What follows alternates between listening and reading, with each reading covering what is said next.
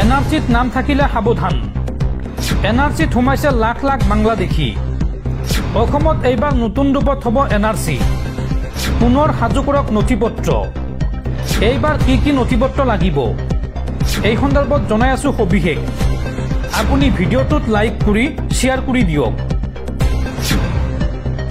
NRC এইবাৰ আহিব নতুন ৰূপত। ভাৰত চৰকাৰৰ পৰা এনআৰসিৰ আপডেটৰ নেক্সট পাৰ্মিশ্যন লোৱা হ'ব। এইবাৰ প্ৰয়োগ হ'ব ভাৰত চৰকাৰ উচ্চতম ন্যায়ালয় আৰু অসম চৰকাৰৰ ক্ষমতা। এনআৰসিক লৈ এই বৃহৎ ঘোষণা ৰাজ্যৰ মুখ্যমন্ত্ৰী হিমন্ত বিশ্ব শৰ্মাৰ। এইবাৰ নতুন ৰূপত আহিব এনআৰসি। ভাৰত চৰকাৰৰ পৰা এনআৰসিৰ আপডেটৰ নেক্সট পাৰ্মিশ্যন লোৱা হ'ব। প্ৰয়োগ হ'ব এইবাৰ ভাৰত চৰকাৰ উচ্চতম ন্যায়ালয় আৰু অসম চৰকাৰৰ ক্ষমতা। এনআৰসিখন নতুনকৈ বনাই ছেকেণ্ড লুক এটা দিয়া হ'ব। এনআৰসিখনে অসমীয়া মানুহক ঠগাই থৈ গুচি গ'ল। নতুনকৈ পোহৰলৈ আহিছে এনআৰসি কেলেংকাৰী বহু কথা। দেউতাক ভায়েকৰ মিলন হৈ গ'ল, ভায়েক ভতিজাকৰ মিলন হৈ গ'ল, মাক পুতেকৰ মিলন হৈ গ'ল।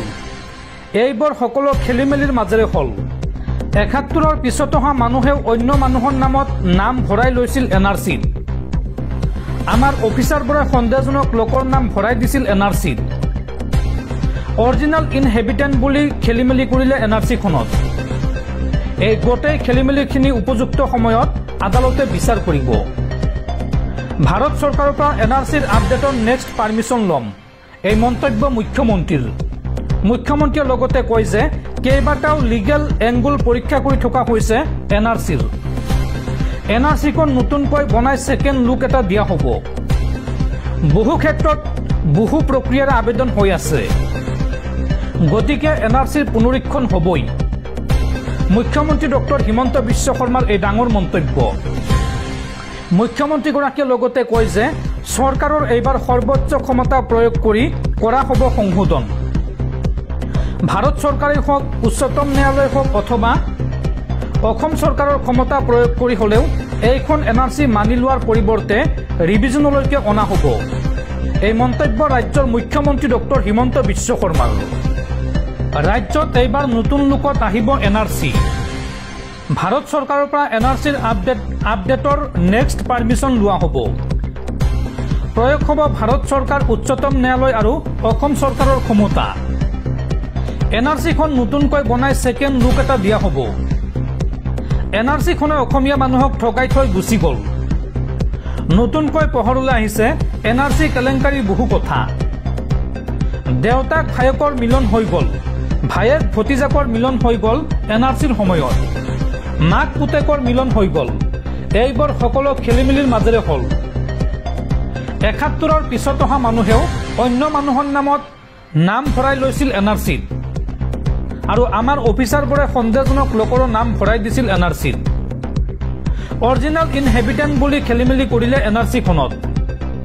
এই গোটেই খেলি মেলিখিনি উপযুক্ত সময়ত আদালতে বিচাৰ কৰিব। ভাৰত চৰকাৰৰ পৰা এনআৰচিৰ আপডেটৰ নেক্সট পাৰ্মিশ্যন ল'ম, এই মন্তব্য মুখ্যমন্ত্ৰী হিমন্ত বিশ্ব শৰ্মাৰ। মুখ্যমন্ত্ৰীগৰাকীয়ে লগতে কয় যে কেইবাটাও লিগেল এংগুল পৰীক্ষা কৰি থকা হৈছে এনআৰচিৰ।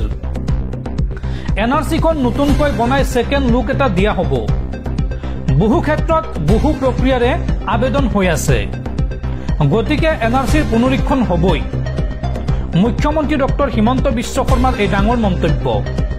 মুখ্যমন্ত্ৰীগৰাকীয়ে লগতে কয় যে চৰকাৰৰ সৰ্বোচ্চ ক্ষমতা প্ৰয়োগ কৰি এইবাৰ সংশোধন কৰা হ'ব এনআৰচি। ভাৰত চৰকাৰেই হওক, উচ্চতম ন্যায়ালয় হওক অথবা অসম চৰকাৰৰ ক্ষমতা প্ৰয়োগ কৰি হ'লেও এইখন এনআৰচি মানি লোৱাৰ পৰিৱৰ্তে ৰিভিজনলৈকে অনা হ'ব। একেধৰণৰ নামৰ ব্যক্তি বিচাৰি বহু লোকে পিতা বা পুত্ৰ বুলি দাবী কৰিছিল আৰু এই ধৰণে সেইসকল লোকৰ নাম এনআৰচিত অন্তৰ্ভুক্ত হৈছিল। সংবাদমেল পাতি এই মন্তব্য মুখ্যমন্ত্ৰীৰ।